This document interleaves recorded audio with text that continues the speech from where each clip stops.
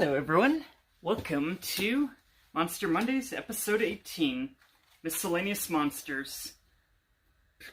This week's theme is Miscellaneous Monsters, which has to do with a somewhat random pick of monster-based stories that are too short for their own episode and fit together with other ratings on any specific theme that hasn't been covered. So, this is a bit of a shuffle, and when going through them to go and print them out, I was planning to have a lot more episodes, but it looks like I'm going to have to do kind of what I did with the first episode of the Sad Year Days, where I did the Readsy blog and split it into two parts. So part 2 will be episode 19 next week, and then we'll finally have something fresh and new for you, thematically speaking, for the week after that. And once we've done that, it's all the long-form creepypastas that are so long it would take at least 45 minutes to read if I wasn't reading it out loud, which, when you consider reading out loud, is about 10 to 20 minutes slower at least, depending on how well versed I am in the story. Then yeah, those ones are their own episode because they're just way too long to be grouped up with others, unless you guys want to see a 3-hour episode. But if I gotta be honest, most of you probably don't, if it can be helped anyway. Plus, I don't think I have enough space in my phone camera to do all that and also edit it on the phone as I'm used to doing. I'd have to get like a power director for my computer again, but I lost the discs for the old version that I still had, and I kind of liked that old version because it had all the features I needed it to and more, and I don't see a point in rebuying something I already had. So yeah. Anyway, with that being said, we're going to kick off this theme with He Comes, also known as Zalgo. And from what I've heard of the animation Rewind, apparently Zalgo is the almighty, the most powerful creepypasta character ever. But power scaling with creepypasta monsters has always been iffy at best, I guess. So we shall see if he truly lives up to it in reading form, what this guy thought he was capable of in his cartoon Fight Club series. And here we go. He Comes, Zalgo, written by Chris Phoenix. Forgive the length of the message. This is the first and possibly last time I'll have access to a computer. So I thought I'd better write this all down while I can and get it to those who should know. I'm leaving town. I don't know where I'm going. I'm just getting as far away as I can.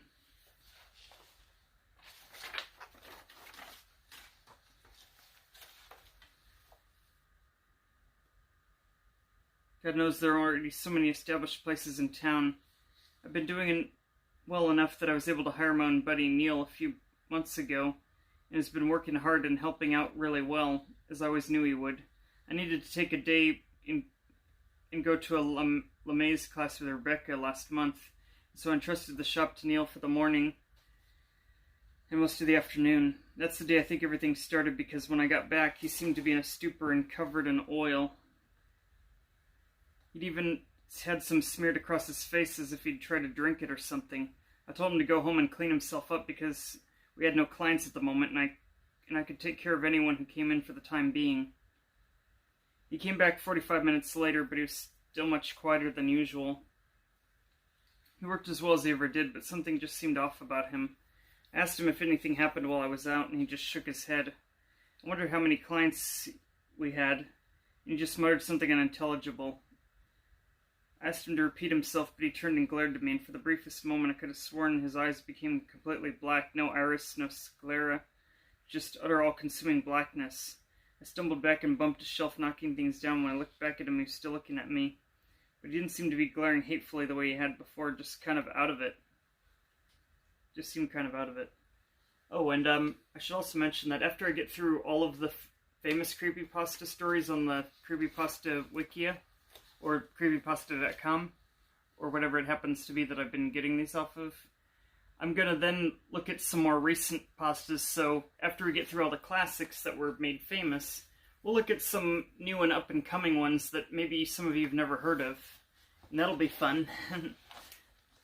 But you gotta start with the classics first, because there's just no topping that. Anyway, just a couple, he answered. Some woman, and then a tattooed biker-type looking dude. I assumed one of them must have asked for an oil change, and that's when he spilled it. So I asked if he had any trouble. He simply shrugged. I looked around the garage, and while he was gone, I saw no traces of an oil spill. So whatever had happened, he must have gotten it all over himself, and none of it anywhere else, miraculously. But he seemed reluctant to talk about it, so I didn't press the issue. We worked on it throughout the day. That day and the next were relatively normal, other than him still being awkward and quiet. I asked him if he'd like to go out and get us lunch while I tended the shop, and he said, sure.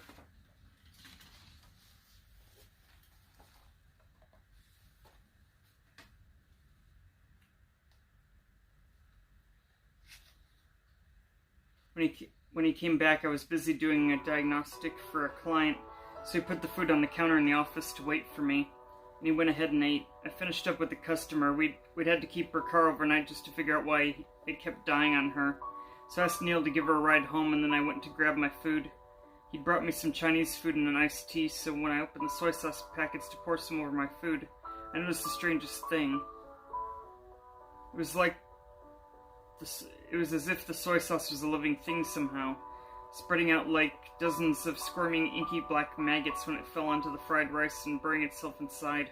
I took the fork and started to scoop out the rice to look deeper inside, and tiny smoky tendrils would rise from the rice occasionally and dissipate.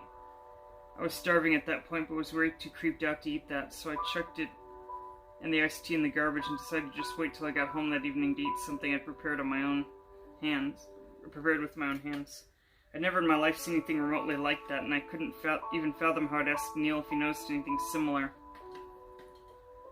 As cold and distant as he'd been lately, I was sure he'd look at me like I was Looney Tunes, so I just shut up about it. That Friday we went down to the old watering hole as we always do to get some drinks and watch the local bands play, and Neil was just as quiet and distant as he'd ever been all week.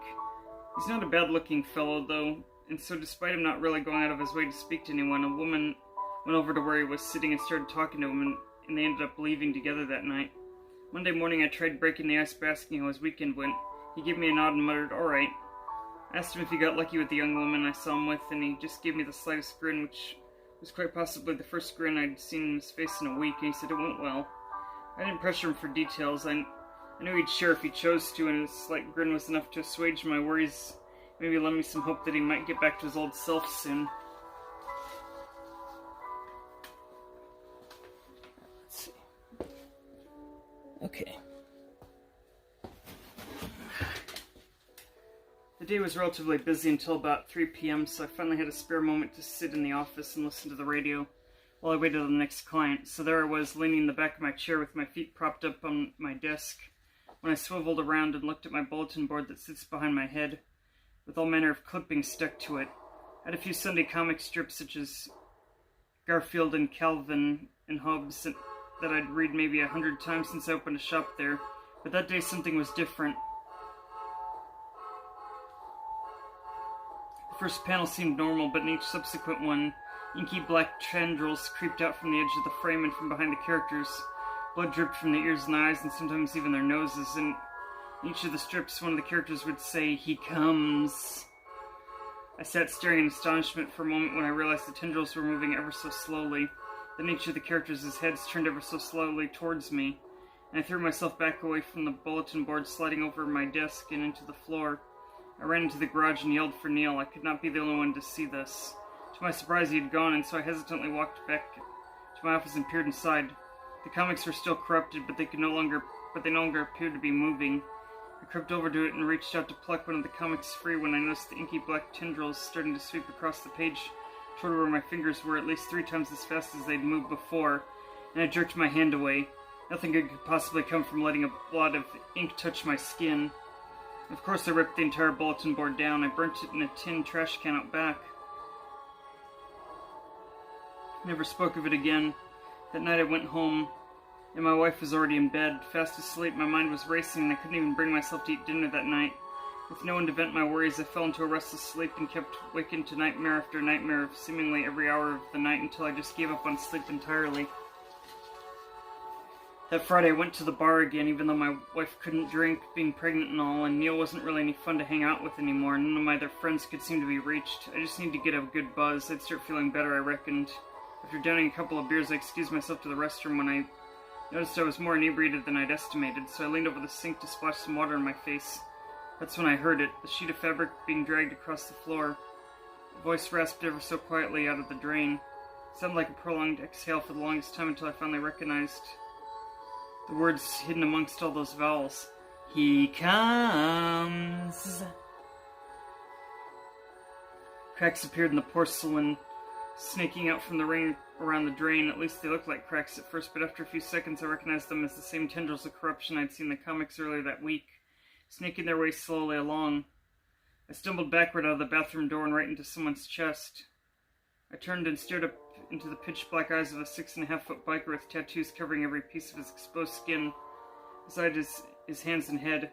I stumbled quickly away from him, and his evil, piercing gaze followed me as I retreated through the bar.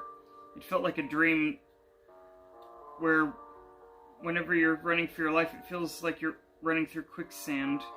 As I walked across the room, I noticed the biker wasn't the only one staring at me, and seemed every pair of eyes in the place were focused on me. More than half of those eyes appeared to be perfectly black, with no hint of iris or sclera. A few lips moved, and though I couldn't hear their voices over the sound of the jukebox, I could easily guess what they were saying. He comes. I didn't get a wink of sleep that night. I haven't been getting much sleep the past couple of weeks, and I'm guessing those who have spoken to me recently could have imagined. I kept seeing those pitch-black eyes staring at me. I'm afraid everyone I see will turn and whisper those words to me, staring deep into my soul with that evil glare. Every time I go near a sink or grab a bite to eat, I'm afraid I'll see those inky, snaking tendrils squiggling towards me. Even my wife has seemed cold and distanced lately. Then tonight, as I'm driving home from work, struggling to keep my eyes open so I don't drift into oncoming traffic, my cell phone rang. It was Rebecca. She was on her way to the hospital to have our baby. And for the first time in 2 weeks, I was actually happy. She was in the labor room strapped to a monitor when I got there watching for her contractions. She barely noticed when I walked in, but didn't seem startled when I sat beside her and took her hand in mine. I tried talking to her, but she was unresponsive. I was so tired I didn't even realize I'd started to drift off to sleep until a nurse came in and started moving her to the delivery room about half an hour later. I put on my scrubs and hairnet and went with her to hold her hand and coach her through like they'd trained us in LeMaze when she started cursing and screaming. I was prepared for that as well as her ever-tightening grip on my hand, but when I saw the movement in her tummy, my mind started to reel. The doctor said the baby was crowning and I told her to push. I echoed his orders and she screamed at me with a voice I couldn't begin to describe. I looked down at her and she stared up at me with the same eyes I'd seen in the biker. The same eyes I thought I'd seen on Neil's weeks before. I tried to jerk my hand away, but she maintained her grip. Black tar-like blood splashed on the front of the doctor's scrubs, but he seemed to pay no heed. When I looked at her tummy again, black veins seemed to stand out beneath her skin, pulsating. She continues to stare at me, and she was no longer screaming, just grinning with those obsidian eyes boring into me. To invoke the Nesperidian hive mind of chaos, she breathed in a raspy voice. He who waits behind the wall. The doctor continues as he stared at the child, my child lying silently cradled to his blood-stained hands. He looked up and raised the baby, and it appeared to be covered in an oozing, inky black liquid, much like that had covered Neil a couple weeks prior. It did not cry out, but it was alive, and it moved when he held it up. When its eyes opened, they were black as my wife's and black as the doctor's. In unison, they all breathed his name. Zalgo.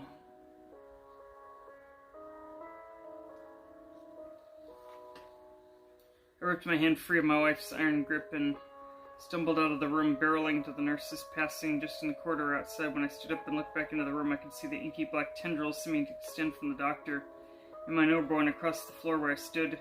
I turned and ran down the hall to the elevator and slammed my finger into the buttons. When I looked back, the tendrils had come into the hallway, yet no one else seemed to notice until it slithered over their feet and up their legs, at which point they abruptly stopped, turned and looked at me with those same obsidian eyes. I abandoned my effort to call the elevator and broke into a panicked run for the stairs. I ran down 15 flights of stairs all the way to the lobby, tore ass out of the parking lot and hopped in my car and started driving. I didn't know where the fuck I was going. I just had to get the fuck away from there. I don't know if I'm going crazy. It certainly seems like it, but I just can't be around anyone I know anymore. They all have the same eyes and those same dead stares that even my child, oh God, my baby. I still saw those eyes staring at me from the cars beside me, and by some strange coincidence, the same biker from the previous Friday night at the bar pulled up beside me an hour away from the hospital and followed me for nearly 2 miles. He'd turn and stare at me, grinning. I couldn't see his eyes through the sunglasses this time, but I knew he was the same guy. His tattoos seemed to move on their own free will. The flaming skull on his right bicep began bleeding from its eye sockets. As soon as I could, I slammed on my brakes, allowing him to fly past me as I swerved to my left and did a U-turn. I think I lost him. That was about an hour ago. I'm at a motel 3 hours out of town. First place I found that has Wi-Fi, and I'm tired, I'm shaking, and my hand itches where my wife's nails scratched me open. I honestly don't know what to do or who I can turn to. The story will sound insane, and I'll probably be institutionalized, and I'm not sure that wouldn't be the best thing for me, but I just can't bear to look into those eyes anymore. Every time I see someone new and stare at me, I panic because I just know it's out there looking for me, whatever it is. And even when I lay down and start to drift off to sleep, I hear those 2 words, "He comes." Credit to Chris Phoenix. And that was Zalgo. Final thoughts? Yeah, he's pretty much, omnipresent, as far as, what was said about him in the Animation Rewind video. He can alter comics and things like Garfield and, things like that. He can reality warp pretty much everything around him. Even the people you know, the people you care about, people you've never even met before. So yeah, he would be very powerful indeed. Assuming that he has any sort of physical form and he's not just a figment of this person's schizophrenia, or otherwise. That being the case, it was a good read, and it's certainly one that, had I still believed in such phenomena, it probably would have kept me awake, but alas. For what it's worth, I can see where it would be as popular as it is, something that can do all that. And yet do so in a way that's not beyond the realm of what you'd expect of a horror franchise. And with that being said, we move on to our next story, The Rake. I'm pretty sure almost everyone's heard this one before, but here goes. As the sun begins to set and the trees huddle together in small dark groups as if shielding themselves against the coming of night, you step quietly and quickly through the carpet of falling leaves and stray twigs, recognizing and noting as you do every rustle, every snap of branch created by your own footfalls. You record them so that you can distinguish them from the other sounds, the soft rustling of leaves, the crack of bracken somewhere behind you. You increase your speed, knowing the night is not the only thing drawing closer. The sound increases as your pace and the heartbeats quicken. You turn and catch a single glimpse of the hunched, crawling something that is pursuing you in the fading light, creeping forward like an animal and yet looking so horribly human. You caught only a slight glimpse, but then you started to run. One glance is enough. And this one starts with kind of an overview of it.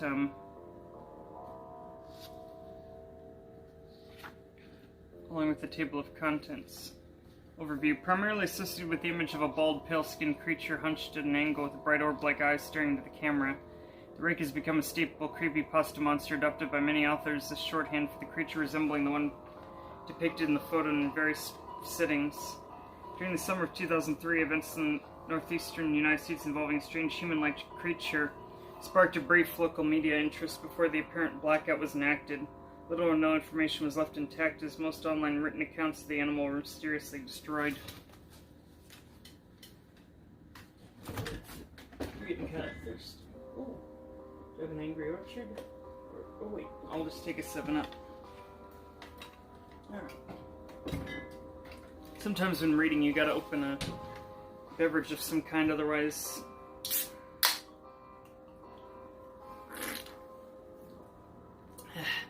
you lose your ability to speak clearly. Alright.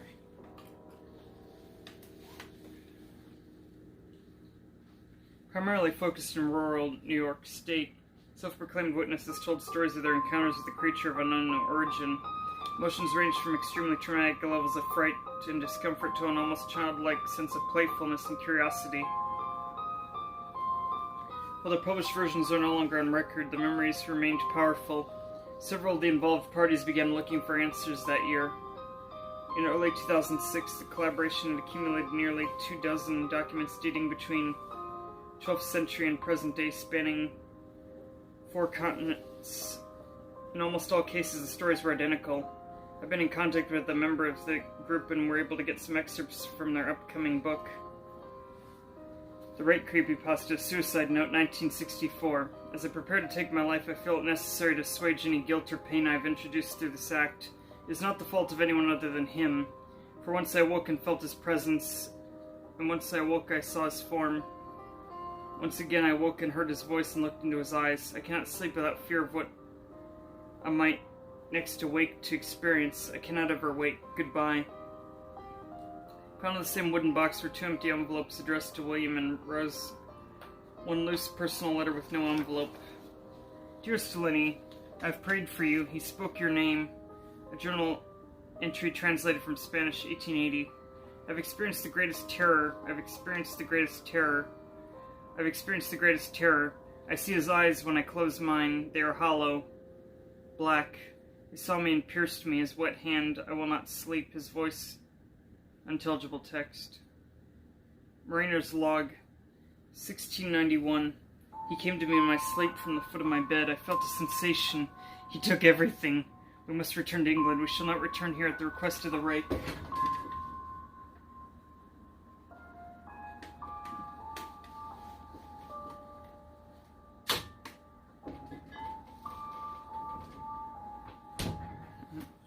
Not a sponsorship, but sometimes I drink one of these.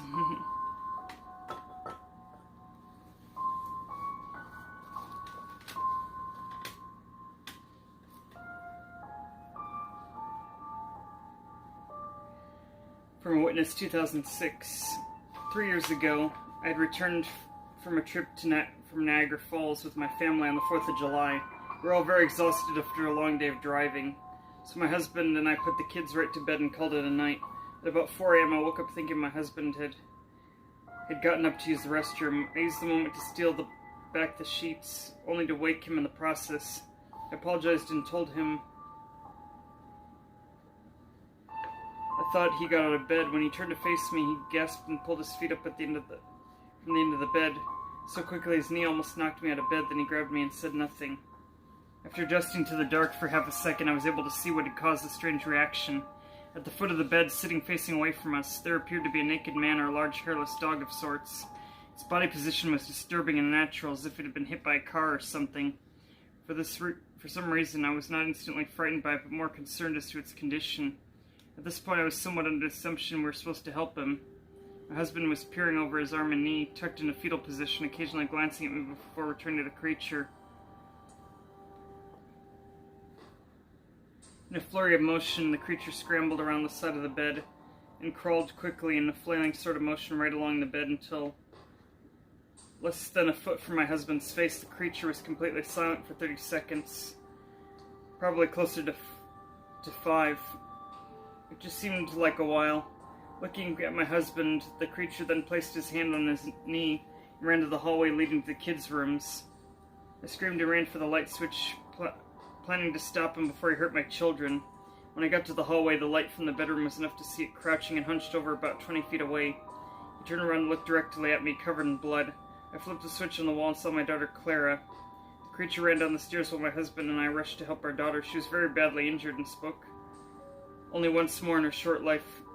She said, "He is the Rake." My husband drove his car into the lake that night while rushing our daughter to the hospital. He did not survive.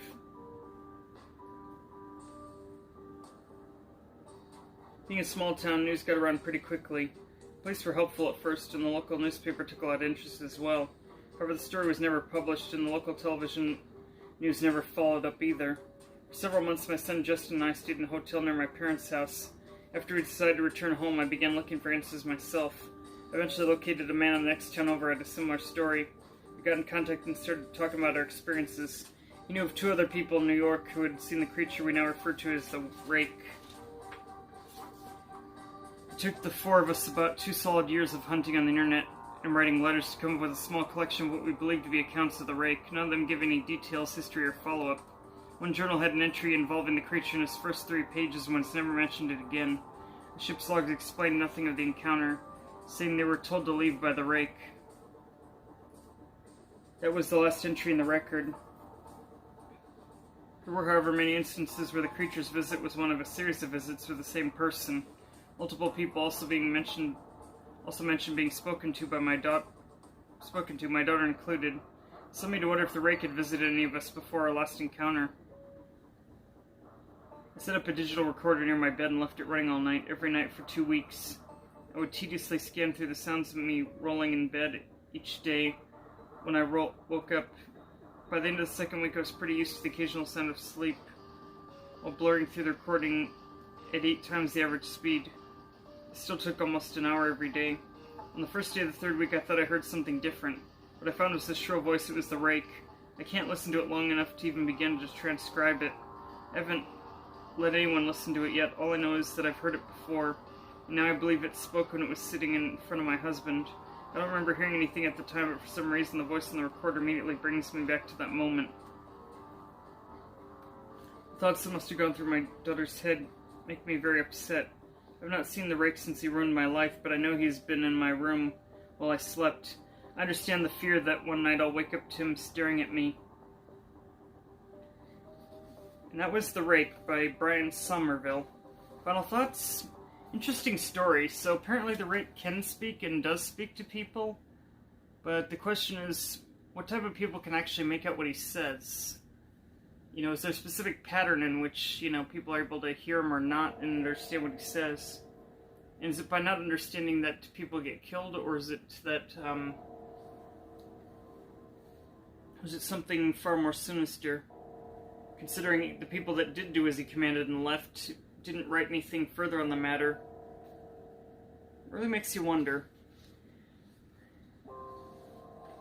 And then, appearance. The Rake is the name given to a pale-skinned creature that stalks its victims on all 4s and has the appearance that somewhat resembles a mutated dog. The fang-taloned creature is commonly said to live in woods or forested areas. However, the spread of the character resulting lack of standard rules around its habitat or behaviors means that now it has a far wider presence, moving away from the woods and forests. It can be found in more urban areas and even repeating the common creepypasta's trope of appearing at the end of people's beds or in their rooms at night. Common consensus on the creature shows it appears to have large bulbous eyes that are reflective when caught in the light of a camera. It also has a dropping jaw with a large fang-filled mouth, and often either a nose or just missing entirely, or which is simply an open socket similar to that of a skull. The creature is usually shown naked and crawling toward the viewer on all 4s, suggesting it prefers to stalk its victims like a 4-legged animal, though it is bipedal. Rake's appearance is an interesting one, linked directly to the myth's origins and development of an image that had even the mainstream media duped. Origins and images. The origin story is similar to the Slender Man, the mythical creature known as the Rake, originally evolved from a 2005 thread on 4chan. An anonymous poster on the /b/ board suggested the contributors collaboratively develop ideas for a new monster.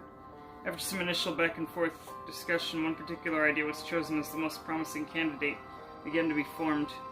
I should mention, the pictures I've been looking at, he kind of looks like the Hobbit for some reason, but like more like the type of human you'd expect to find in a cavern where light doesn't naturally occur, which I've heard such creatures can and probably do exist, but I wouldn't really be a cryptozoologist to tell you about these things.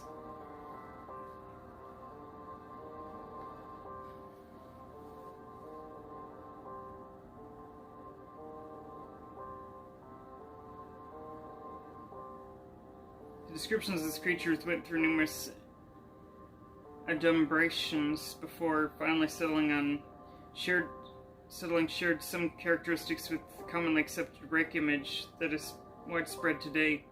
However, there are some glaring differences. For example, the original suggestions called for 3 eyes, while the most common vision of the Rake only has two, and that the creature to lack other facial features, having, for example, a missing nose or mouth. The first story to feature the Rake appeared on Brian Somerville's personal blog on July 20th, 2006. Somerville, a regular user of Something Awful site, provided a backstory for the Rake. It has cemented some of the more commonly accepted features of the Rake's appearance. The report indicates that sightings of a Rake-like creature date back as far as the 12th century. The first records of the beast are from the 17th century, and that the beast can be linked to unexplained phenomena in the 17th century.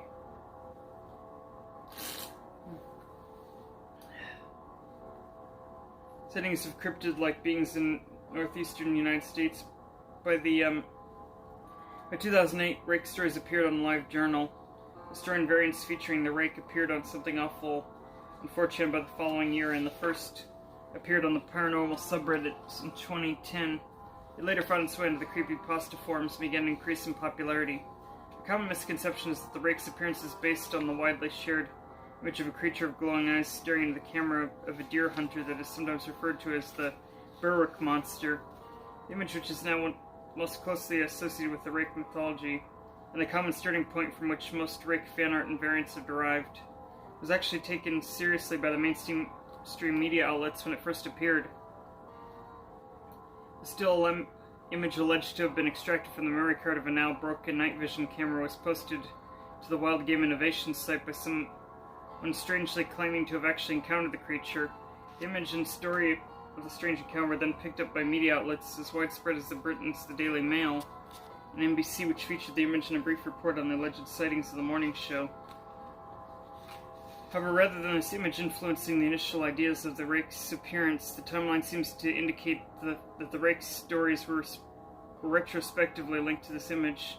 Since discussions about the creature's appearance, Somerville's original story, and the first postings to major creepypasta and paranormal sites predate the image's creation and appearance in news media.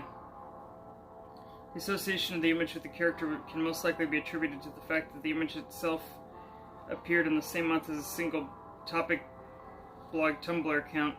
The topic hoped to gather together all the fan art, copypasta, and sighting reports into one place, with fans of the Rake story, or those encountering it for the first time, conflating the image with the story association continued to the present. Some sites claiming the Rake monster photograph has never been authenticated or debunked. The image was meant to depict a Grim from the game Resistance 3 and was released by the company responsible for the game and was revealed to be a hoax.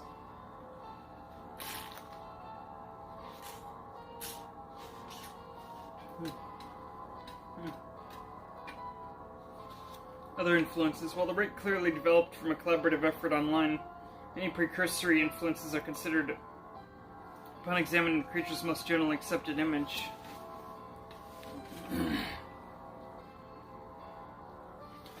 The creature's pale skin, lack of nose, and a gaping mouth are reminiscent of the Fluke Man monster, central to the Season 2 X-Files episode, The Host. A white-skinned creature with yellowish eyes and a gaping mouth and a bald head are featured. Visions of a creature heavily influenced by the Rake monster image are also commonly linked to the 2006 Fallen Angel of Catalonia footage, which also was revealed to be a hoax. First striking some resemblances to the latter Rake monster photograph, leading some to believe it may have been directly influenced by the developers of Resistance 3 Grim Image. Later fan art depictions of the Rake have been altered to the character's appearance somewhat, exaggerating certain features and placing greater emphasis on the creature's fangs, bald head, and elongated fingers, into an image strikingly similar to the character Lizzie, created by special effects artist Tom Zavani for the Tales from the Dark Side episode In the Closet. And yeah, that was,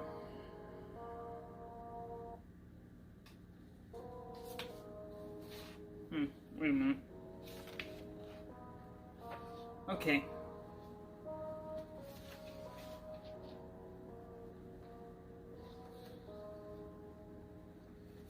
And that was the Rake, as well as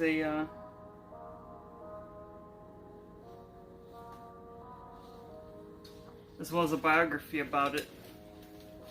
So, final thoughts to all of it.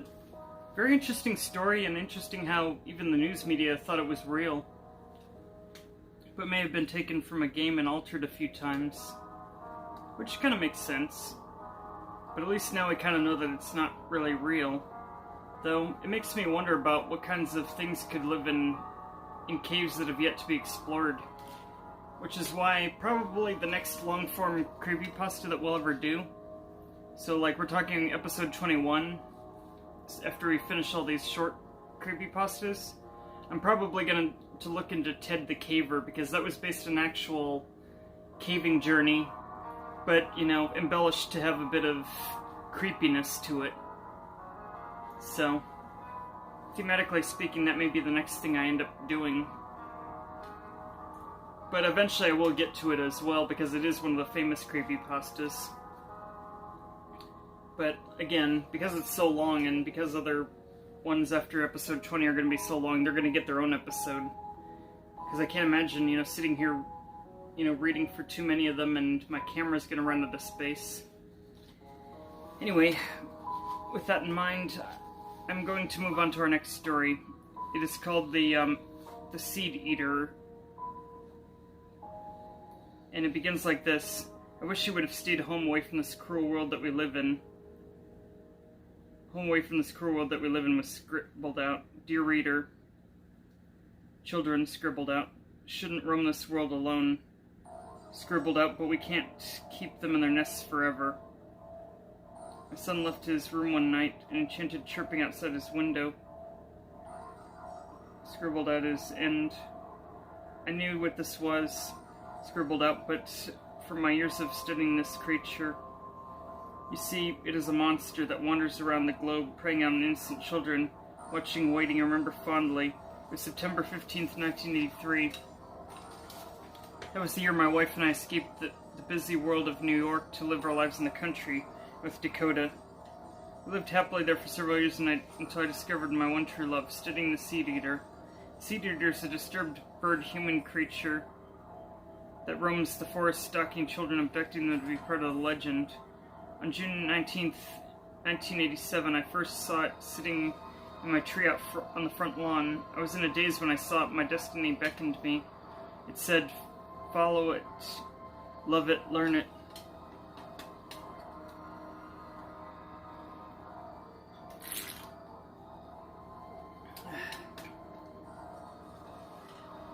Around the same time, 2 weeks later, I woke to a strange tapping noise on my front window. I knew it was him. I ran out of the house to see it sitting in the tree, just staring into my eyes. I was about to cry from the majesty of it. I remember it telling me that it wanted my help. I would do anything for it.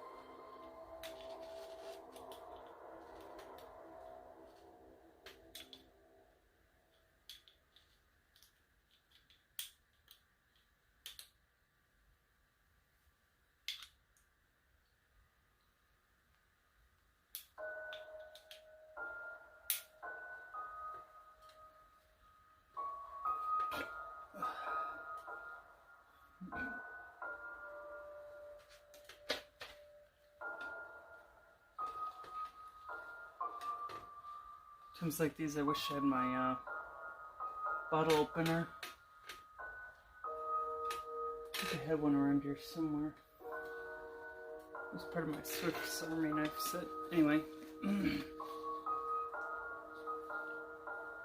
On April 3rd, 1988, the Seed Eater arrived at my window again. I was overjoyed. It said it was time. And I remember, the Seed Eater devours children to keep themselves alive, indulging in their youth to live forever.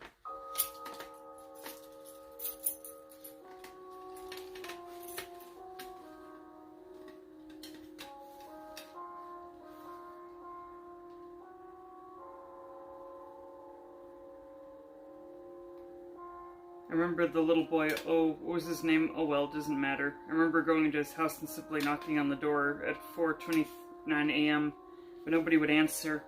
I saw the bay window. It was the boy's room. I went to tell the seed eater, let's just call him S/E for now. He told me to get his attention the next day. A couple weeks went by and the stench of the flesh was getting disgusting, but where was S/E? The boy's parents put up lost posters last week. I wonder why they didn't worry for the first 2 weeks. Oh well, I'm not concerned.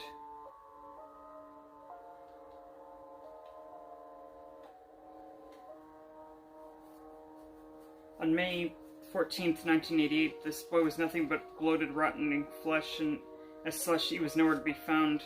I guess my services weren't needed. On May 15th, 88, he came, took the body, and requested another.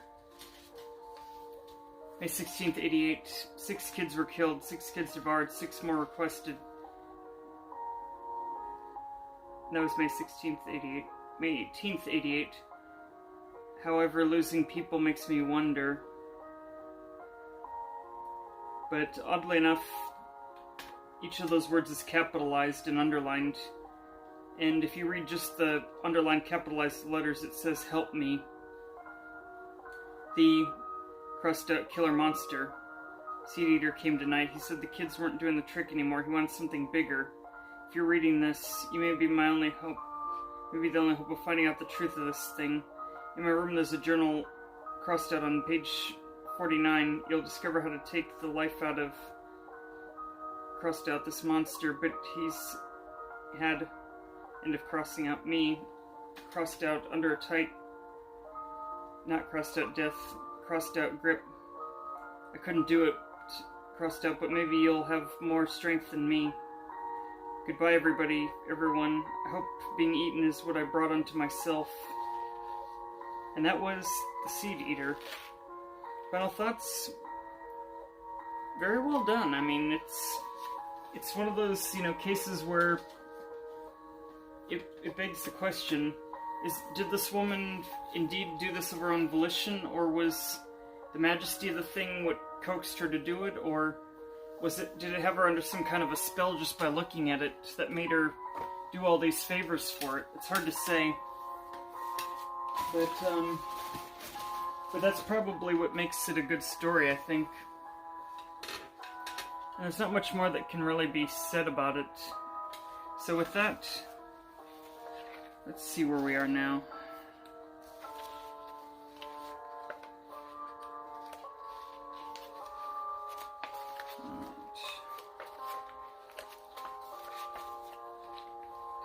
Oh yeah, there we go.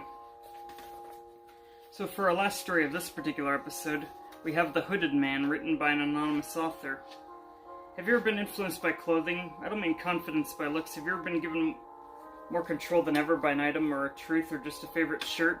Have you ever been influenced in the worst way by showing the fact? The following is taken from journal entries.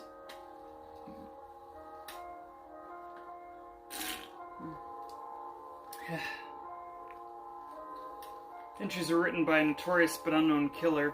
He is notorious in the means that everybody has seen his work. He is unknown because nobody knows that he has done it.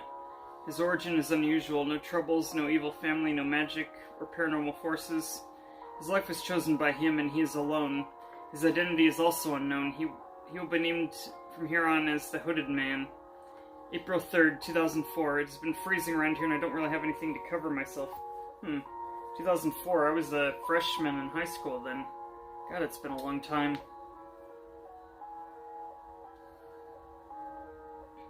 All I have are my t-shirts and jeans, so today I decided to get a jacket. I was just in a local store, nothing special. It's black, a black hoodie with white lining. I think it looks pretty cool. When I tried it on, the attendant said it suits me fine. I said, thanks for being polite. Common courtesy is so hard to find. So I bought it. I haven't taken it off yet. Not only is it warm, but I can really see myself doing amazing things in it.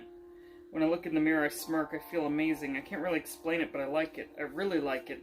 I feel the need to put my hood up. Something about the hood that has a way of masking a person. Even though it shows their face, it hides something somewhere. It's really late right now. I've been feeling so great all day. Time flew around me, and I'll have to explain more tomorrow. April 10th. I've had a hell of a week. I felt so great. I walked into the halls like a big shot. I'm sure I looked smug. That's why Jack challenged me.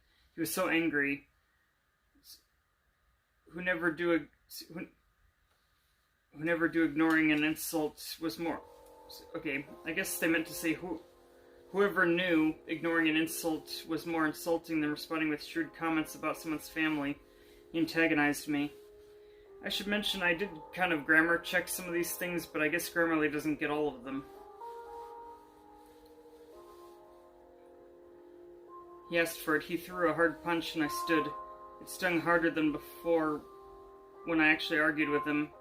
It felt so cool all week. My confidence kept me up. I punched him hard in the stomach and I lifted him up with an underhook. It felt so great. It really did. Parents calling. April 14th. Jack still isn't out of the hospital. They said he's in a lot of pain. He spits a lot of blood. His parents told me over the phone. I reflected on it, on how great it felt when my fist connected, how his cracked scream sounded. That's good to hear, I said blankly. I don't care about Jack. I smiled at his pain. I keep staring at my mirror. I'm always wearing my favorite hoodie. It feels so empowering. My friends would laugh at what I say. They would compare me to Spider-Man in his black suit. Spider-Man threw his power away. I don't plan on doing anything with my source of confidence. I'm really enjoying this story too much.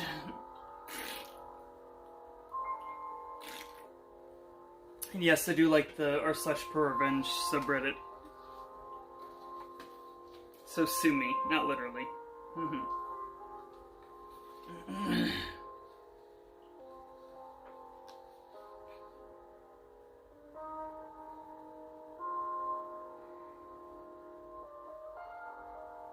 April 22nd. Jack has gone to a better place. The words rang through my ears. He's dead. He lost too much blood. His father told me that day I visited that he was losing blood due to a personal health condition, but the way his mother looked at me told me the real story. I killed him. I still remember the satisfaction of hitting him. I never wanted to kill him. I need to think about what I've done, right? That'll fix my feelings. But what is there to think about? Regret is a foolish emotion. I don't need shame. April 24th. Dad has been avoiding me lately. Mom just tells me she loves me. They both want me to feel endless guilt, but I won't, or rather I can't. I can't fake it for the public, but the truth is I'm not sorry. Spider-Man's story is starting to make me think more. But why would a cursed or even possessed hoodie land in my possession? Everybody who knew Jack glares at me. Possessed hoodie, huh? Sounds a lot like that book of the Necromancer for all the way back in episode 1 of this series.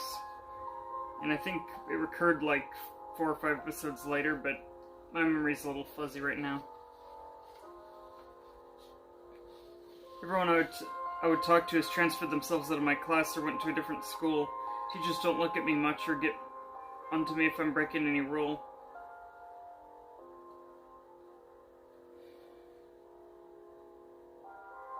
Today I threw a pencil at my history teacher. It hit his shoulder. He just froze for a second and continued on what he was doing. Everyone either hates me and probably wants me dead, or they fear me. My writing is the only comfort I have. I can be at peace and let myself go. April 25th. They provoked me and threatened me. I had no choice. They would have killed me. My hood protected my face. The knife naturally moved from Rob's hand to mine. I didn't mean to. The writing was a short line at this point.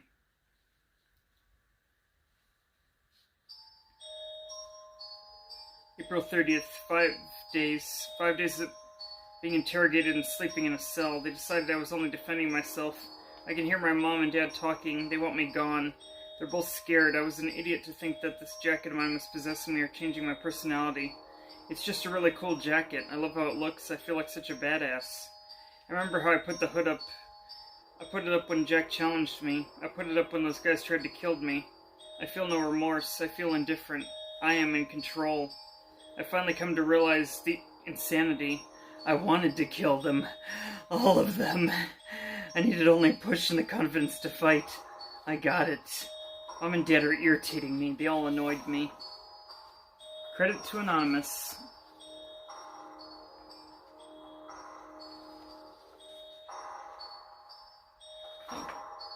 Okay. My mistake. I still have one more story for you. It's called Licking. And it's fairly short, so it'll only take like 1 or 2 minutes or so, besides me blathering in between. And here it goes. Oh, before I begin, I should warn you, the story does contain animal abuse and or death, so if that triggers you, it might be a good time to say, okay, the video's over, I'm done. I'll give you 3 seconds to do that. Watch my hand. Okay, we're going on. My great-grandmother lived alone up in the mountains at her cabin. Her husband was dead, so she was there all alone. She only had one companion, that was her loving dog. They both adored each other, and the dog was a great comfort to her. Every night she went to bed, the dog would lick her and her hand to let her know that he was there to protect her. One night she'd gone to bed and the dog had licked her hand like he had done routinely every night since her husband died. But the night was different. She'd woken up in the middle of the night because she heard her dog whimpering. She wanted to comfort him and let her know that she was there for him, so she stuck her hand up by the bed. She felt the dog gently lick her hand like always. She figured he was just cold, so she went back to sleep. The dog's whimpering had woken her up a second time in the night, so she stuck her hand out and the dog licked it, and she went back to sleep. This happened a third time. She stuck her hand out and the dog stopped whimpering and came and licked her hand. She stayed awake a few moments afterward and she went back to sleep again. In the morning she woke up and stuck out her hand by the bed, but nothing licked her hand. She thought the dog had already awakened and was just in the front room. She rolled over and got out of bed and heard a drip, drip, drip, drip. She thought the sound was coming from the kitchen, but she walked over and turned the handles on the sink faucet, but that wasn't the source of the noise. After frustratingly checking the sink and its pipes, she gave up and continued in the bathroom to take a shower. As she got closer to the bathroom door, it was evident the sound was coming from within. She opened the door and looked above the bathtub and gasped in utter horror. There, hanging from the light by his collar, was her loving companion. His blood was dripping into the bathtub. She screamed and began to cry, wiping her eyes and sobbing. She turned and looked into the mirror. In the mirror she saw the dog's reflection, and written on the mirror in her dog's blood, with drips and streaks hanging down from each letter, were the words, "Humans can lick too. Credit to Anonymous." And that was Licking. Final thoughts? Short, sweet, and, well, or I should say short and sour, because, man, that was one hell of a story. And I'm just like, wow. Whoever wrote that really had their sense of sensories, you know, when they put that one together. But, and, yeah, it's the story of, you know, animal got killed. Who's supposed to be there to protect them, but, you know, old lady wouldn't have known to check around the room for anything. Not when the ritual had been set in motion. And that concludes our episode tonight. I thank you for watching this, even as that last one was very graphic and disturbing for people who do own pets. And for that, I apologize if anyone was triggered for that. And with that, I hope that you enjoyed at least most of the episode of Monster Mondays, episode 18. And we'll be back next week with the rest of the stories that I had found for what was supposed to be a one episode, but as you can see from the thickness of these pages, I've still got a long-ass way to go. And we're only halfway through the ones that were for this episode originally. So, with that, I thank you for watching and your continued support.